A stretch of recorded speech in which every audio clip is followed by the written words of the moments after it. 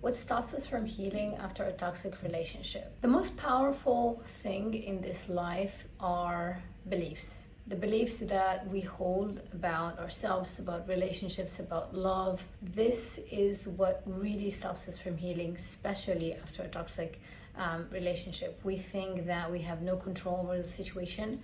We have no control over our emotions.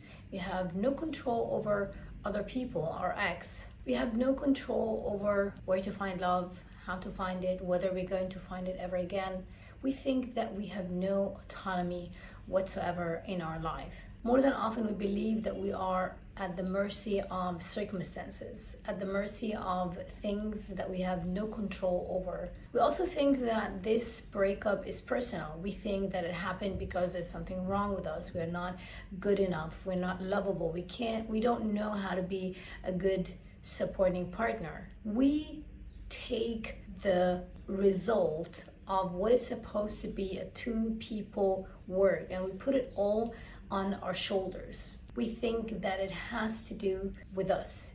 It's got to be that there's something wrong with us, otherwise why would this relationship end? We don't take into consideration that relationships end for tens, if not thousands of other reasons. There could be things that have to do with compatibility, has to do with the other person package, the one that they have been dragging along for so many years. I'm not saying we don't have responsibility in this. I'm not saying that we don't play a part in the relationship, but taking the entire result of this relationship and thinking that it only has to do with something wrong with us, it is injustice. We don't do ourselves a good favor when we do this. So we think that it's personal. That's a belief that is going to hold us from healing. The other thing is that we think that this pain, the pain that we're experiencing during the breakup, it's permanent. It's going to last forever. We're going to be in this pain for years to come. We are not going to be able to get over this person. We'll be forever stuck thinking about them, missing them, thinking that they were the one and now they were gone. But remember this, nothing in life is permanent. No circumstance lasts a lifetime. Nothing stays forever. So this too shall pass should be a motto that we all remind ourselves of all the time, especially at the times when we think that we're so stuck in such a difficult time and that we will never be able to get over it. It's been reported that we as human beings think around 60,000 to 70,000 thoughts a day. 95% of these thoughts are the same thoughts that we thought the day before and the day before and the day before. So 95% of these thoughts are repetitive, which means that we carry the beliefs that we are carrying about ourselves, about relationships. We have been carrying these beliefs for years. We have been living by the same beliefs for years. And now it's time to reflect on some of these beliefs and be able to choose the ones that serve us and maybe replace the ones that are not doing us well. What I know for sure is that with the right knowledge, with the right information, with the right strategies and tools, you are able to heal from any kind of pain. And I'm not exaggerating when I say that this is actually a good opportunity for you. It's a good time for you to be able to become aware of the patterns that have been making you someone who attracts people who are toxic into your life.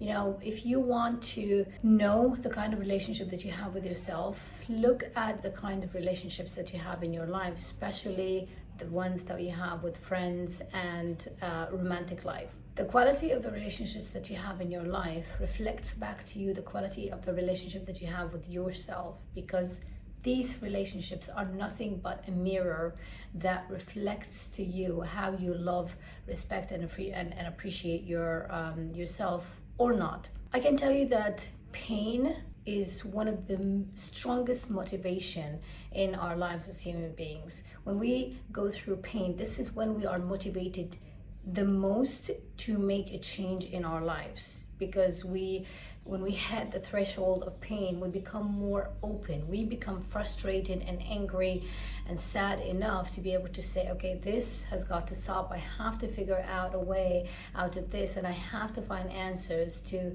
the question, especially if this has been a pattern, this has been repeating in your life over and over again. This is the time when you can get all the skills, the knowledge that you need to start having a good relationship with yourself. Not only that, but a good relationship, especially a romantic relationship, if that's what you want. I once read that when you go through pain, take from it more than it takes from you. What this means is that we always have a choice. We have control over how we can use the experiences, the situations, the hardships, the challenges that we go through in this life. So we either can go through it being bitter, becoming more and more resentful and doubt of ourselves, of life, or we go through it, we experience the pain, we grieve it, we become sad, but at the same time we learn as much as we can from this. This is not theory. This is not theory. I never share anything on this channel that I haven't done myself. Going through a breakup was probably one of the most life-changing experiences I've ever had in my life, because it forced me to look myself in the mirror and say, why? Why do I keep doing this to myself? So I have to find answers, And when you're frustrated enough, you are willing to dig in, you're willing to question the things that you have been taking for granted for such a long time in your life, things that have been working beyond our consciousness. These are the things that have been creating these patterns, unhealthy patterns in my life, allowing or making me such a magnet to toxic people in my life. And when I was able to figure out what was wrong, most of the time it is something that has to do with our relationship with ourselves. When we build a healthy relationship with ourselves, this reflects in all the kinds of relationships that we have in our lives.